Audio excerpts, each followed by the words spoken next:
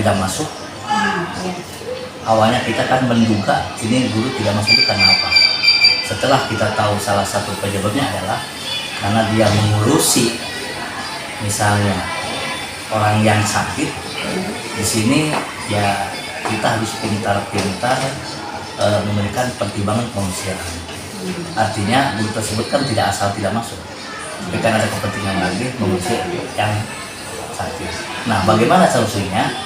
Solusinya adalah dua-duanya jangan sampai terabaikan. Artinya ya dua-duanya harus betul-betul bisa dipenuhi. Jadi mengajar dia bisa tetap terlaksana, tapi dia juga bisa mengurus orang yang sedang sakit. Misalnya, apakah dengan cara memberikan tugas tertentu, begitu ya, pada saat dia sedang bertugas, atau memang ya dia bisa membagi waktu sebaik-baiknya. Jadi kalau memang ada kepentingan yang lebih diutamakan, kayaknya itu kurang bagus. Jadi di sini unsur kemanusiaan yang berperan. Jadi bisa disimpulkan langkah-langkah atau prosedur yang bisa dilakukan oleh Bapak itu untuk membuat keputusan. Yang pertama adalah mencari dulu alasannya ya, alasan dari mengapa dilema etika itu bisa terjadi. Kemudian nanti yang kedua mencari solusi atau pemecahan yang bisa win-win solution begitu ya. Jadi semuanya diuntungkan tanpa mengabaikan masalah yang lain. Kemudian selanjutnya hal-hal apa saja yang selama ini sudah Bapak anggap efektif dalam pengambilan keputusan pada kasus-kasus dilema etika tersebut? Yang paling utama itu masalah komunikasi. Ya, komunikasi yang efektif, karena kadang kala masalah itu terjadi karena kurang harmonisan yang mau komunikasi. Jadi kalau komunikasi tidak dengan baik, kita pun nanti bisa menemukan solusi yang paling tepat. Kira-kira apa? Selain komunikasi mungkin yang kedua koordinasi. Artinya apa? Ya apabila ada guru yang kebetulan tidak bisa mengajar, minimal dia berkoordinasi dengan kepala sekolah, izin mengapa dia itu tidak bisa memberikan tugas, begitu ya. Maksudnya melaksanakan kewajiban, memberitahu kepada kepala sekolah. Kemudian yang kedua, ya tugas mah tidak bisa ditinggalkan, tetap harus diberikan. Jadi intinya komunikasi dan juga koordinasi. Selanjutnya Bapak, dan kemudian apa yang menjadi tantangan bagi Bapak selama ini dalam pengambilan keputusan dalam situasi dilema etika tersebut? Tantangan yang paling utama itu kalau memang dua-duanya dalam keadaan darurat, seperti buah simalakama. Kalau dimakan mati ibu misalnya, kalau tidak dimakan mati ayah. Hanya kita kembalikan lagi kepada prosedur. Kira-kira dari dua masalah tersebut mana yang lebih penting? Ya, mana yang lebih penting? Ya, kepentingan mana yang lebih bisa ditanggung? Terus kemudian dalam penyelesaian kasus etika itu, apakah di sini ada tata cara atau jadwal tertentu yang dilakukan? Misalkan yang pertama kapan akan dilakukan, kemudian tempatnya di mana, jadwalnya seperti apa, itu nggak biasanya? Harusnya memang Bu, kalau untuk menangani masalah dilema etika itu seperti itu, harus terjadwal secara sistematis. Jadi jangan sampai yang namanya dilema itu kan kadang-kadang tidak hanya sekali dua kali, kadang-kadang berlanjutan gitu ya. Nah, supaya misalnya orang yang kita ajak bicara itu memahami dengan sepenuh hati, maka perlu semacam penjadwalan khusus. Jadi dengan adanya jadwal itu hasilnya juga bisa terorganisir. Ya, dan terukur dan terorganisir hasilnya juga. Dan itu bisa dievaluasi. Iya. Misalkan belum menyelesaikan bisa dicari solusi yang lain. Kemudian faktor-faktor apa yang selama ini mempermudah atau membantu Bapak dalam pengambilan keputusan tersebut? Ya, faktor yang mempermudah itu mungkin mindset dulu ya. Dalam arti mindset itu pola pikir. Pola pikirnya itu apakah dia itu lebih mengutamakan kepentingan pribadi atau kepentingan umum. Kalau dia sudah cenderung kepentingan pribadi, itu salah satu tugas bagi psikolog yang cukup berat. Supaya apa? Supaya orang yang bersama itu bisa betul memahami bahwa kalau mementingkan kehidupan pribadi akan lebih besar risikonya, beda dengan kepentingan umum. Nah, ini mengubah paradigma mengungkap hal tersebut itu kadang-kadang sulit. Perlu diberikan pemahaman, perlu diberikan sosialisasi, gitu ya, supaya yang bersangkutan betul-betul paham. Ya, karena kebanyakan yang namanya dilema itu pasti Ya, berkaitan dengan pribadi. Kemudian yang terakhir, pembelajaran apa yang dapat Bapak ambil, yang Bapak petik dari pengalaman Bapak dalam pengambilan keputusan selama ini? Ya, pengalaman yang paling penting satu tadi, kita jangan lupakan yang namanya jalinan komunikasi. Itu kadang kalah, gitu yang saya sampaikan bahwa masalah itu tidak bisa diselesaikan kebanyakan kata kurangnya komunikasi. Itu yang paling utama. Insya Allah kalau komunikasi berjalan dengan baik, seberat apapun masalah itu pasti bisa diselesaikan. Yang kedua tadi mungkin kebebasan berpikir ya, memahami posisi dan tupoksi masing-masing sehingga ya kita bisa mengambil sebuah risiko yang paling ringan, yang paling rendah. Risiko pasti ada, tapi yang diambil risiko yang paling rendah. Banyak sekali pengalaman Bapak yang bisa saya petik manfaatnya. Semoga saya juga bisa seperti Bapak mengatasi semua dilema yang ada. Terima kasih atas waktu yang sudah Bapak berikan kepada saya. Mohon maaf bila ada kesalahan. Sama-sama Bu, Terima kasih ya juga. Pak. Nah. Assalamualaikum Pak. Waalaikumsalam Ibu. Terima kasih atas waktu kesempatan Bapak yang sudah Bapak berikan kepada saya untuk melakukan sedikit wawancara, sedikit pertanyaan mengenai pengambilan keputusan yang sudah Bapak lakukan selama ini sebagai pemimpin sekolah. Kita mulai saja ya Pak. Iya. Selama ini bagaimana Bapak dapat mengidentifikasikan kasus-kasus yang merupakan dilema etika atau rujukan orang? Selama saya jadi kepala sekolah di sini memang bukan banyak, ada kasus-kasus yang memang selama ini sering muncul dan itu sudah terbiasa yang sering ada di sekolah kami. Contoh yang nyata adalah kalau di sekolah mengadakan rapat kenaikan kelas dan suka ada anak yang memang secara kehadiran, secara nilai anak belum layak dinaikkan, tapi sisi yang lain ada pertimbangan-pertimbangan khusus yang mengarahkan kita untuk bisa mendapatkan hal itu. Contoh satu. Contoh yang kedua mungkin terkait dengan kedisiplinan guru atau mungkin juga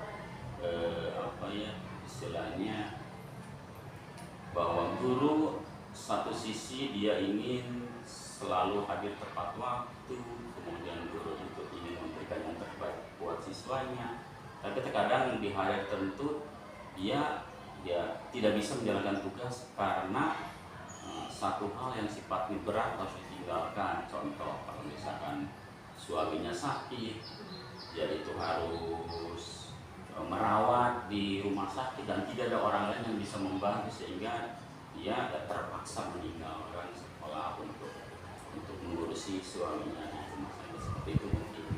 Jadi sebetulnya itu merupakan dilema Betul, iya. Kemudian selanjutnya, jadi selama ini Bapak itu ketika menjalankan keputusan, mengambilkan keputusan, bagaimana caranya, terutama untuk kasus-kasus yang dilema etika tadi, bagaimana cara Bapak mengambil keputusan? Oh iya, biasanya memang kalau contoh yang nyata tentang ketidakhadiran guru atau izin lah, guru itu yang minta izin ke saya sebagai pimpinan sekolah ini, biasanya guru minta izin sehari atau mungkin kalau memang sifatnya mendadak, yang sakit itu kan biasanya mendadak, dia menghadap ke saya untuk meminta izin, ya, sehingga saya yang pertama saya tanyakan apakah tidak ada orang lain yang bisa menggantikan itu. Yang keduanya, jika memang itu dengan terpaksa dan sangat terpaksa ditinggalkan, maka dia guru itu harus membuat satu komitmen bahwa kalaupun misalkan sakitnya itu lama, misalkan hari ini dirawat dan ternyata besoknya belum bisa pulang, itu kan berarti kan mungkin terpaksa lagi dia meninggalkan sekolah, kan maka saya tidak mau dengan cara seperti itu. Dia harus terpaksa mencari gitu, orang lain gitu, untuk menggantikan dia sementara di jam kerjanya gitu. Jadi bisa disimpulkan yang pertama harus ada konfirmasi dulu Betul. si gurunya, Betul. kemudian yang kedua ada komitmen. Betul. Bagaimana cara untuk penyelesaiannya. Iya, jadi jangan sampai izinnya berkelanjutan, izin sehari 2 hari terus tidak pernah hadir. Nah, saya tidak mau seperti itu. Jadi bisa disebutkan lagi Pak, jadi langkah-langkah atau prosedur seperti apa yang akan Bapak lakukan? Iya, punya prosedur yang pertama, guru harus menghadap bahwa dia minta izin. Yang kedua, bahwa identifikasi bahwa keterpaksaan dia izin itu alasannya apa. Yang ketiga, ya buatkan komitmen bahwa akan ada perjanjian kalau misalkan sehari atau 2 hari harus seperti apa yang harus dia lakukannya. Yang jelas tidak boleh berturut-turut terus-terusan izin dengan alasan itu. Jadi intinya harus ada solusi untuk Betul. penyelesaian masalah tersebut. Betul. Jadi hal apa saja yang selama ini sudah Bapak anggap efektif dalam pengambilan keputusan? Oke. Kami selalu berdiskusi secara manusiawi bahwa memang hal yang demikian pasti terjadi di setiap manusia, apalagi yang sudah terkait dengan tugas dia sebagai seorang PNS, saat dimana kewajiban harusnya lebih diutamakan. Kewajiban itu harus lebih diutamakan di antara kebutuhan atau kesibukan yang lainnya. Gitu. Jadi yang seperti itu yang selalu saya sampaikan ke teman-teman. Kemudian selanjutnya, apa yang menjadi tantangan bagi Bapak dalam pengambilan keputusan? Ya, tantangan yang pertama adalah faktor bagaimana kesadaran seorang guru atau pegawai tentang aturan. Itu tantangan yang pertama, kesadaran tentang aturan. Yang kedua adalah sikap dari seorang guru atau pegawai bagaimana memahami aturan sehingga dia bisa memanajemen bahwa kalau dia ada kesibukan atau sifatnya, gimana caranya tidak mengganggu jam kerjanya. Kemudian, apakah Bapak punya tata kalak atau jadwal tertentu untuk penyelesaian masalah kerja? Ya. Kalau jadwal secara periodik sih tidak ada, hanya memang secara berkala di setiap ada rapat selalu saya sampaikan tentang tugas dan kewajiban seorang pegawai atau seorang guru, dan itu selalu ditanamkan kepada teman-teman guru supaya apapun yang terjadi dahulukan kewajiban daripada kepentingan pribadinya. Jadi secara berkala, misalkan sekian hari atau sekian minggu sekali tidak, jadi tergantung kapan ada rapat yang paling cepat itu ya paling di awal ajaran atau di awal semester, di pertengahan ajaran, yang kayak gitu ya, tidak berkala berbulan tidak. Kalau ada kasus-kasus tertentu harus kita merapatkan ya pasti itu di luar jadwal. Jadi di sini rapat ya, Rapat, sebagai media, iya. sebagai media untuk penyelesaian masalah. Betul. Kemudian, apakah ada seseorang atau faktor-faktor yang membantu Bapak dalam pengambilan keputusan yang bisa mempermudah? Iya. Kalau bicara tentang faktor atau orang, saya suka mengambil orang yang satu ya, orang yang dianggap dituakan di sekolah ini untuk dimintai pendapatnya, itu satu. Yang kedua adalah daya dukung dari teladan yang kita berikan, karena dari teladan itu apapun yang saya sampaikan kalau sesuai dengan teladan yang diberikan, yakin itu akan diterima oleh teman. Jadi selama ini Bapak sudah mengambil pengambilan keputusan tadi, apakah ada pelajaran yang bisa Bapak petik dari hal yang sudah Bapak lakukan tersebut? Ya, pelajarannya adalah yang pertama bahwa disiplin kerja itu satu kewajiban dari setiap orang. Apapun yang terjadi, dahulukan yang namanya kewajiban. Pelajaran yang pertama. Yang kedua adalah seseorang guru atau pegawai harus bisa memanage waktu saat dimana dia ada kepentingan. Satu sisi dia punya kepentingan yang memang sangat-sangat sekali, sisi yang lain dia punya kewajiban. Sebagai contoh gampangnya, kalau misalkan satu kepentingan itu bisa diundurkan, bisa di luar jam dinas, ya saya hanya mengatakan alihkan setelah jam dinas, seperti itu. Jadi begitu ya, banyak sekali suka duka yang sudah Bapak Ya alami gitu, dalam memang itu di setiap kali saya ditugaskan di sekolah manapun, hal-hal yang seperti itu pasti terjadi. Dan bagaimana kita bisa menyikapinya supaya teman-teman guru tidak ada bahasa merasa disakiti, merasa dizolimi. Yang terpenting adalah ada solusi. Guru senang, kita senang, dan guru bisa mengambil hikmah, bisa mengambil pelajaran dari apa yang memang seharusnya tidak boleh dilakukan dan apa yang seharusnya boleh dilakukan. Semoga yang sudah Bapak lakukan selama ini bisa menjadi pembelajaran buat saya. Amin, amin ya Allah. Terima kasih atas waktunya. Ya, sama-sama, Bu Mohon maaf Mary. bila saya ada kesalahan dalam Oh berbicara. tidak, iya Bu. Terima kasih. Iya, sama-sama. Oh my God, I think it's happening again. Sort of myself, I would be letting it end. But every time I look at those brown eyes and your smile, oh your smile, run into you on a break in the hallway, and I get nervous, you're so cute, there's no way. Say that out loud, well what now? Please don't let this be happening again. This already happened once, and it's already been 3 months. But every time I see you, my heart goes, and I can't seem to make it stop. Try to keep it all so cool.